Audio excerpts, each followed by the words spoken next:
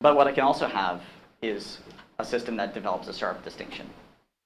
And so the point here is that even if I start at two very close points, I end up at two very different points. So as I go up in scale, as I put more and more agents in, something that started very blurry becomes very distinct as the behaviors of the agents reinforce on each other. So if I were looking between these 2 points, I can ask a very sharp question. Is it a member of point A or B? But if I'm looking down here, the question's kind of ill-defined. And so that's the thing. Like, you can get sharp distinctions that emerge, and there is a way to think about the mathematics of how they emerge. And you can talk about that formally. But that doesn't mean that any sharp distinction that could exist will exist in the examples you find in the world. Because if I'm talking about biology, I can look at C. elegans, which only has 300 neurons. That's not going to be out here at asymptotic scaling. That's going to be down here somewhere. And then it's going to be very blurry compared to something else that might have very different asymptotic behavior. So the absence, or rather finding a blurry case, this goes to Eric's point earlier. Just because I can find a case where something is not well defined, that doesn't tell me whether or not it could be well defined in some asymptotic limit. Or just because something is well defined in some asymptotic limit doesn't mean that I can't find examples of it that will also be as sharply defined. So if there's some emergent property associated with cognition or consciousness or whatever that's associated with these two fixed points, where things on one side of this become conscious and things on the other side don't, or whatever, that doesn't exclude me being able to find systems down here where it's very mushy and very ambiguous and you can't draw a sharp boundary. So I think you have to just be open that when you're talking about finite systems, and especially systems in life that kind of try to cross scales a lot, you have to be really careful about what sharpness or blurriness is really telling you about the actual dynamics and about the actual distinctions that can be made.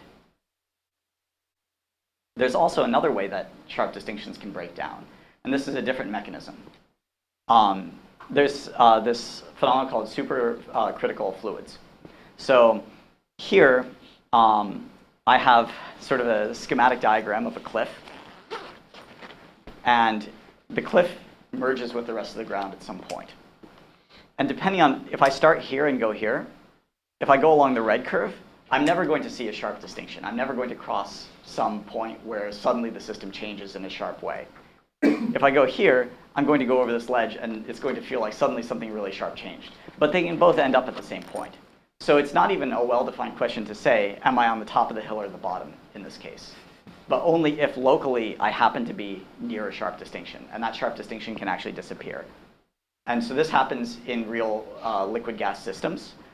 This is carbon dioxide, and you can see that there's a boundary between the liquid and the gas, but as you increase the temperature and pressure, eventually you can't tell the difference. Sorry, so in this case, what is the vertical axis mean? The vertical axis here is to make it clear that there's something that's varying that you're using to determine the sharpness. So like in the liquid gas case, this would be the density, and it would be the opposite cliff, right? Because the density in the gas phase would be lower. But you would see if I go across from a liquid to a gas, right? Then I'd have a sudden change in the density. But if I went from a supercritical fluid one way to the other, I'd have a gradual change in the density. I would never see that sharp cliff. So this is another thing. If we're talking about things like individuality or consciousness as if they're binary things, that doesn't exclude the possibility that there are regions in which they become mushy. And I think in general, the more we study things, the more we seek out these ambiguous points.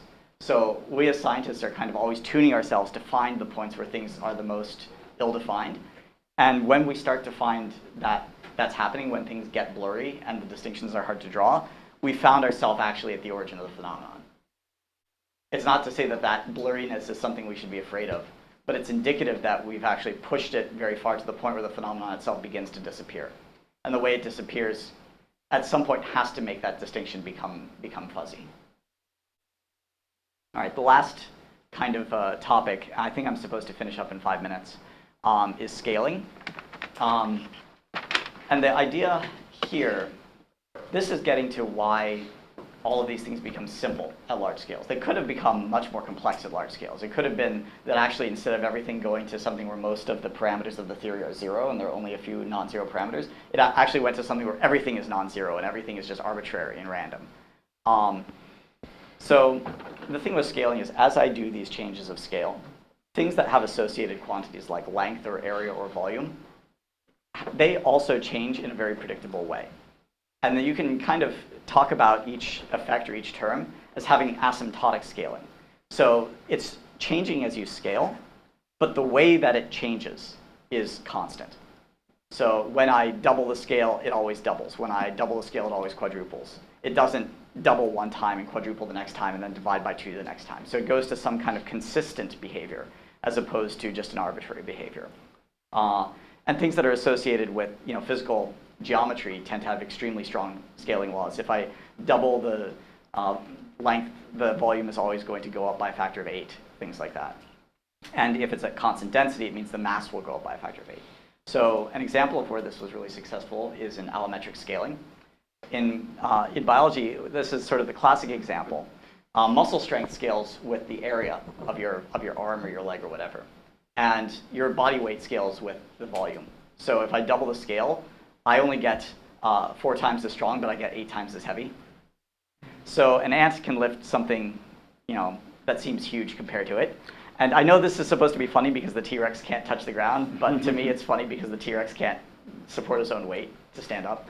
And when you're really big, you barely can lift yourself. And also objects around your scale will be heavier in the same way. So a T-Rex would not be able to lift something this much bigger than it as the ant could lift, assuming it had the long arms to do it. And this is essentially why we don't have arbitrarily large animals, why whales are in the ocean and not on land. Because without water to reduce their effective weight, they wouldn't even be able to support themselves. They would just be crushed by existing. It turns out this can be taken a lot further than just that. So Geoffrey West did a lot of this kind of relating different scaling laws in biology. And usually what it all comes back down to is establishing sort of relationships with the metabolic rate or metabolic power. And you can see different branches where things actually have different kinds of constraints. So one of the scaling laws that leads to this has to do with, say, the branching of veins in a circulatory system. If you don't have a circulatory system, that scaling law doesn't constrain you, so the shape or the dependence changes. But within things that do have a circulatory system, you get one kind of dependence over several orders of magnitude. And you can get some really weird things from this, like the number of heartbeats per lifespan is relatively invariant. That is, if you're a cat or a mouse or a human or a whale, you all have about the same number of heartbeats per your lifespan, which is not actually something deep about heartbeats. It's because all of the scaling laws have a network of relationships that turn out that way. And this is also being used for the growth of cities right now. So I think I want to go past this really quickly because I'm out of time. There's also this thing in machine learning where you use different algorithms at different scales of data and different scales of dimensionality and things like that.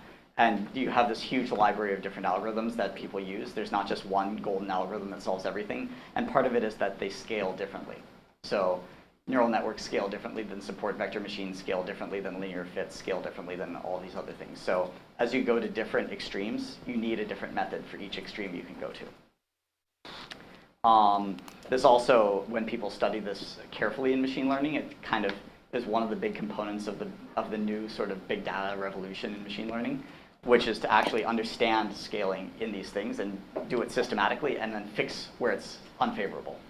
So there's a whole, shoot, this is really problematic. Okay, yeah, there's a whole bunch of different techniques that came out of this to try to fix things like vanishing gradients, to deal with slow convergence, things like that. Okay, so how does this lead to simplicity? Well, if you have a bunch of different effects going on in your system that each can influence the outcome, then they can scale differently. So at large scales, if there's a difference in how they scale, that becomes magnified. So you can have something like this. Seriously? Okay, yeah, you can have something like this, where you can have a bunch of things that are about the same size of effect, and then as you go up in scale, you know, this guy is increasing linearly, this guy is decreasing, this guy is decreasing, this guy is staying constant, this guy is increasing quadratically. If I go far enough out in this direction, this guy's just going to win. No one else here can keep up with him. So all of the things that scale slower drop out bit by bit by bit. And so over scales, the theory becomes simpler and simpler and simpler and simpler until I only have a few terms left. And then the balance between those few terms determines what happens. So you can also think of errors that I said at the very beginning in a theory as terms. If this is the reality and this is the theory, the difference is just a term in some other theory that I could write that explains that difference. And so if that has a parameter associated with it and that parameter becomes 0, then at that point the theory is somehow correct, despite the fact that it has a mathematically different structure. So if the error terms in a theory that I write down have scalings that are slower than the dominant thing in the system in the particular phase that I care about, then those errors are irrelevant. It's an equivalent theory, despite the fact that it's microscopically wrong, as long as I'm only asking questions at the large scale. There's also... Okay, did you all see the slide, or was it also broken? No. Now you did? Okay. Boy.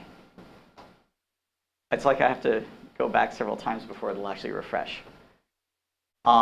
There's a recent thing that actually talks about this in deep learning, which might be of interest, but I think in the interest of having a lot of questions, I don't want to talk too much about this. But again, it's the idea that somehow neural networks break the problem down into multiple scales and then deal with errors only at each scale at each layer. So it's sort of a decomposition of problems into asking questions about each scale one by one by one by one. And then at the deepest part of the neural network, you're asking only about the most coarse questions. Okay, so the interesting thing I think is, does this work for life?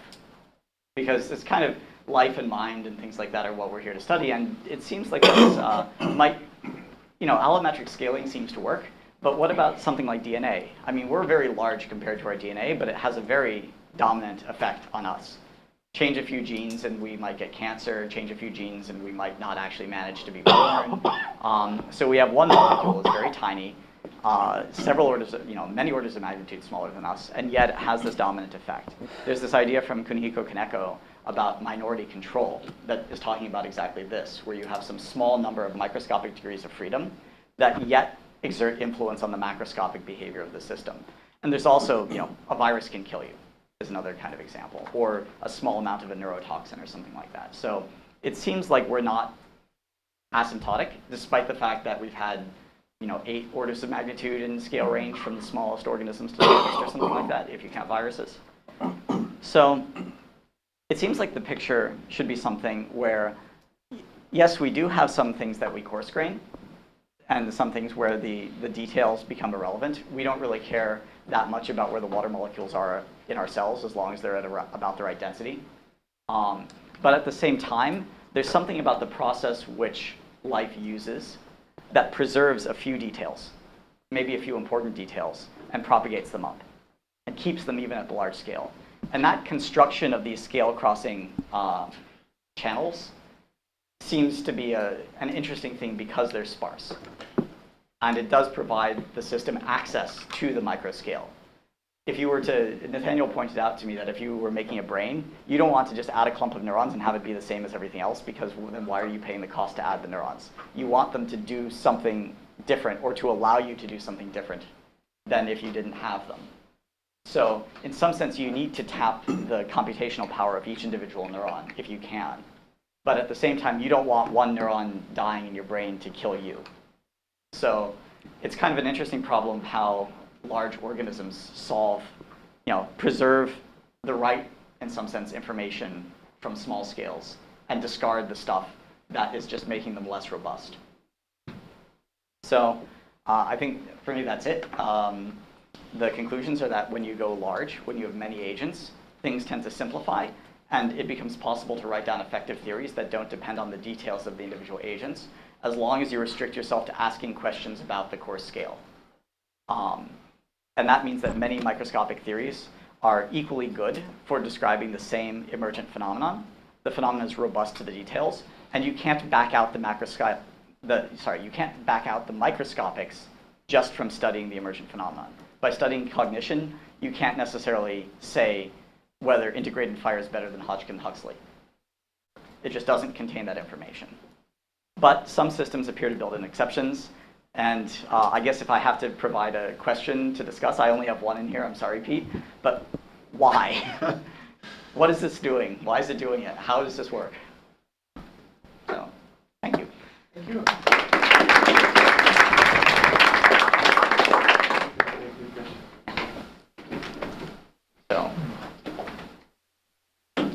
So the central limit theory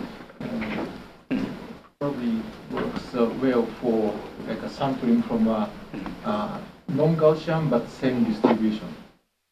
So this coarse graining has worked well for kind of physical system in which the components are more or less the same or similar. So, but the similar framework, how effective they are for very heterogeneous individualized network like the cell or nervous system, that's still I'm not convinced yet. Well, that's fair, but at least in the central limit theorem case, it actually doesn't matter if the component distributions are very different from each other. They just have to belong to they have one constraint which determines the universality class that you end up in. So as long as the distribution, I think it's that they have to have finite variance and they have to be non-correlated. I think those are the two constraints. And if you have any set of different heterogeneous distributions that obey those two constraints, you'll still get a Gaussian in the end. But if you throw in stuff in there that has a divergent variance, then you go to a different limit. If you throw in, if your coarse graining operation is not summation, but instead you're taking the maximum, so you ask like, I have 2 billion random variables, what's the largest variable of that set? Then you also go to a different limit.